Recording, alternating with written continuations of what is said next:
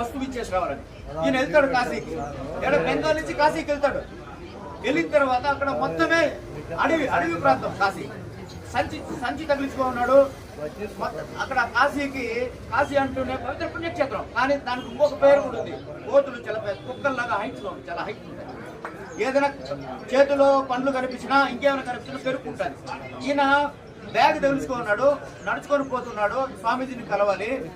కోతుల గుంపు ఆయన తరుపుకుంది. ఎందుకంటే ఆయన మొత్తం అది తగిలించుకొని లేదు, పెద్ద సంచిలో ఏదో ఉందని. ఈయన పరిగెత్తుకుంటూ ఉంటే ఆ కోతులంతా తరుపుకున్నది. చాలా దూరం పోయిన తర్వాత ఒక చెట్టు కింద ఒక స్వామీజీ ఈయన చూడలేదు. అరే చూడడానికి ఎందుకు పరిగెత్తావురా, నువ్వు పరిగెత్తినావంటే నేను తరుముకొని చీల్చి చెండాడుతుంది, నువ్వు నిలబడినా అంటే అది నిలుస్తుంది, ధైర్యంగా నిలబడరా అంటాడు. ఆ మాటలు వస్తుంది ఆయనకి. ఆయన చూడు ఈ కుర్రాడు పరిగెత్తునే ఉంటాడు. ఎప్పుడైతే స్వామీజీ చెప్తాడో అలాగే నిలుస్తాడో. నిలిచిన తర్వాత కోతులు గుంపు దాదాపు 10-15 అది అట్టే నిలుస్తుంది. అలాగే రైట్ టర్న్ తీసుకుంటాడు పూర్తిగా అర్థం ఉంటాడు. తీసుకున్న తర్వాత ఆ కోతులు పరిగెత్తాలి. అంటే మనల్ని ఈ కోతులు ఇతను ఎవరో ఇంత మనిషిగా ఉన్నాడు, పూర్తి కాయగుడ్డలో ఉన్నాడు. ఈయన ఎప్పుడైతే అడుగు ముందుకు వేస్తాడో ఆ కోతులన్నీ పరారైపోతాయి.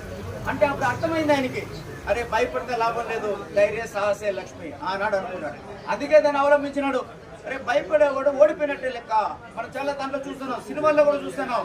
అరే భయపడిన వ్యక్తి చచ్చిపోయినట్టు సమానం. ఓకే, సో అలా జరిగింది. ఆనాడు ఆయన తిరిగి చూడలేదు, కోతులు పరిగెత్తున్నాయి, ఈయన మాత్రం సాహసంతో ముందుకెళ్ళినాడు, ప్రపంచ దేశాల్లో తిరిగినాడు. ఆయన ఎక్కడికి పోయినా ధైర్యం గురించే మాట్లాడతాడు. భయాన్ని పారదోలండి ధైర్య. అందుకే ధైర్య సాహసే లక్ష్మి ఆయన మాటల్లో వస్తుంది. Those who days with the race ఆయన మాటల్లో వస్తుంది.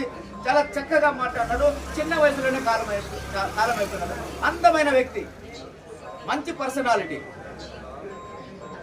పురద్రూపం. ఆయన చూస్తూనే ఏదో ఒక లోపల ఒక దైవత్వం కనిపిస్తుంది. ఇవన్నీ కలిపిన వ్యక్తి. ఆ వ్యక్తులు ఎవరైనా ఉన్నారంటే మన భారతదేశంలోనే, ఇంకెక్కడే కనిపించరు. వాళ్ళ వ్యవహారం వేరే, మన వ్యవహారం వేరే.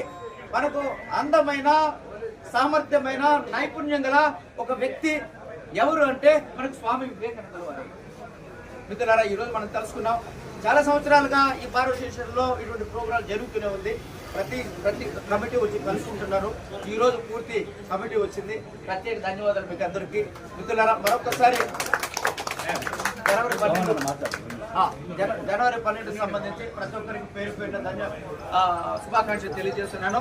దానికి ముందు పండగ 3 రోజులు కంటిన్యూస్గా ఉంది. మనం ఈ రోజు లాస్ట్. మీకు అందరికి పండగ శుభాకాంక్షలు.